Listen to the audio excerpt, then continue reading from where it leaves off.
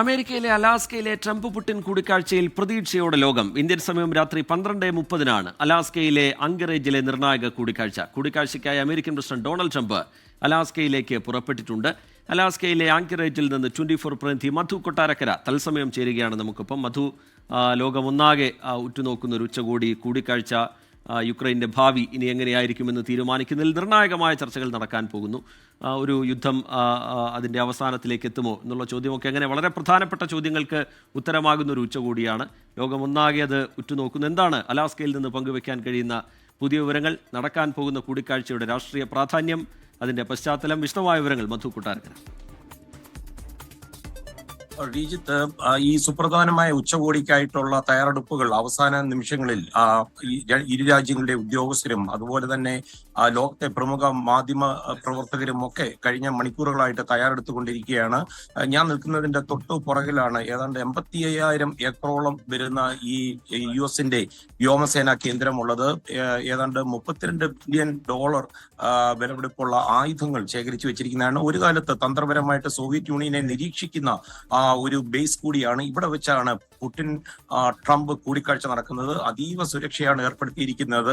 ഇരു നേതാക്കളും അടച്ചിട്ട മുറിയിലായിരിക്കും, പരിഭാഷകർ മാത്രമായിരിക്കും ആ മുറിയിലുള്ളത്. ചർച്ചകൾ നടക്കുന്ന ഭാഗത്തേക്ക് മാധ്യമപ്രവർത്തകർ ഉൾപ്പെടെ ആർക്കും പ്രവേശനമില്ല. ഉച്ചയ്ക്ക് ശേഷം 3:30 കൂടിയായിരിക്കും ഒരു പത്രക്കാരെ കാണുന്നത്. അതും തെരഞ്ഞെടുക്കപ്പെട്ട ചില മാധ്യമപ്രവർത്തകരോട് മാത്രമേ അവരുടെ ചോദ്യങ്ങൾക്ക് ഉത്തരം പറയുകയുമുള്ളൂ.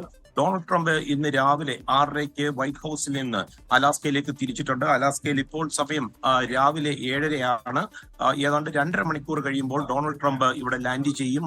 അതുപോലെ തന്നെ റഷ്യൻ പ്രസിഡന്റ് വ്ളാദിമിർ പുടിനും യാത്ര തിരിച്ചിട്ടുണ്ട്. അദ്ദേഹവും ട്രംപിന്റെ തൊട്ടു പിന്നാലെ ഏതാണ്ട് 11 മണിയോടുകൂടി ഇവിടെ എത്തുകയും ചെയ്യും.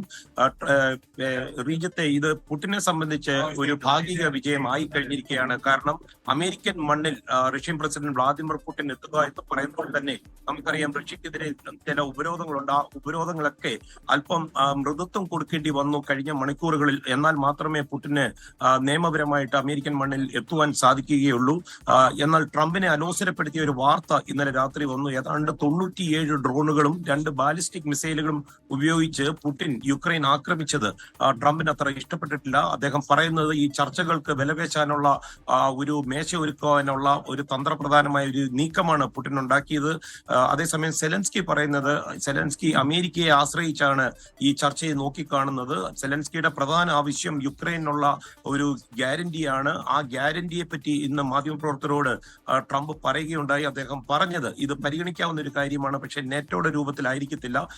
പുടിന്റെ കയ്യിൽ ഒരു വലിയ ലിസ്റ്റ് ഉണ്ടെന്നാണ് അറിയാൻ കഴിഞ്ഞത്. യുക്രൈൻ യുദ്ധത്തിൽ നിന്ന് മാറി റഷ്യക്ക് വേണ്ട പല കാര്യങ്ങളും നേടിയെടുക്കുവാൻ പുടിൻ ഒരു ശ്രമം നടത്തിയേക്കും. പ്രത്യേകിച്ച് റഷ്യ അമേരിക്ക ആണവായുധ കരാറിൽ പുടിൻ ചില ലക്ഷ്യങ്ങൾ വെക്കുന്നുണ്ട്. അതുകൊണ്ട് തന്നെ ആ ആയുധ കരാർ 2026 ഫെബ്രുവരിയിൽ അവസാനിക്കുമ്പോൾ അതുമായി ബന്ധപ്പെട്ടുള്ള പുടിന്റെ മനസ്സിലുള്ളത് നേടിയെടുക്കാനുള്ള ഒരു ശ്രമം നടത്തിയേക്കും.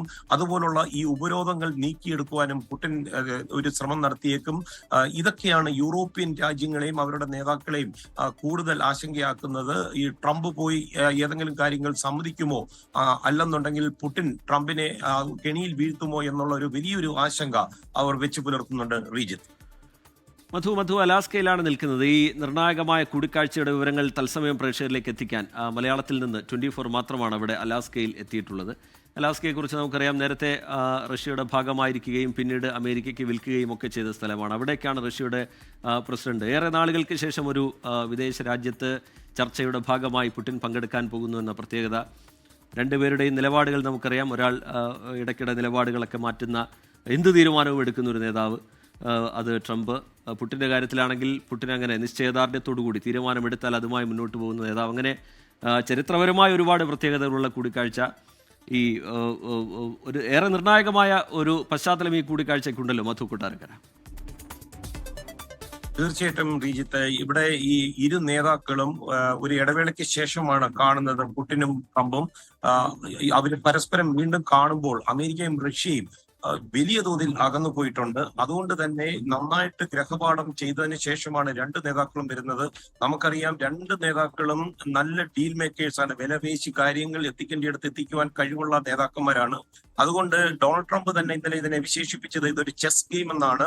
ആദ്യ റൗണ്ട് ചർച്ചകൾ പുടിന് പറയാനുള്ളത് കേൾക്കുക, അതിനുശേഷം ആ ഒരു തൃക്കക്ഷി ചർച്ചയിലൂടെ മാത്രമേ ഇതിന് പരിഹാരം കാണാൻ സാധിക്കൂ. പക്ഷെ റിജിത്ത് ഇവിടെ ശ്രദ്ധിക്കേണ്ടത് ലോകരാജ്യങ്ങളിൽ ഈ യുക്രൈൻ യുദ്ധത്തിൽ കാരണം പലപ്പോഴും ഒറ്റപ്പെട്ടു പോയ റഷ്യയെ ഒരുപക്ഷെ കുളിപ്പിച്ചെടുക്കുക എന്നുള്ള ഒരു ചടങ്ങായിരിക്കും ഡൊണാൾഡ് ട്രംപ് പുടിനുമായിട്ടുള്ള ഈ ആദ്യ കൂടിക്കാഴ്ചയിലൂടെ തന്നെ പുടിൻ നേടിയെടുക്കുന്നത്. അതുകൊണ്ട് തന്നെ അമേരിക്ക അകറ്റി നിർത്തിയ റഷ്യയെ അമേരിക്കൻ മണ്ണിൽ റഷ്യൻ പ്രസിഡന്റിനെ കൊണ്ടുവരുന്നത് വഴി ആദ്യ സ്റ്റെപ്പിൽ തന്നെ പുടിൻ വിജയിച്ചു എന്ന് വേണമെങ്കിൽ റിജിത്ത് പറയാൻ സാധിക്കും. ശരി, മധു കൊട്ടാരക്കര അലാസ്കയിൽ നിന്ന് വിവരങ്ങൾ പങ്കുവെക്കുകയായിരുന്നു. ലോകമൊന്നാകെ ഉറ്റുനോക്കുന്ന വളരെ പ്രധാനപ്പെട്ട നിർണായകമായ കൂടിക്കാഴ്ചയാണ്, ഉച്ചകോടിയാണ് അലാസ്കയിൽ നടക്കാൻ പോകുന്നത്.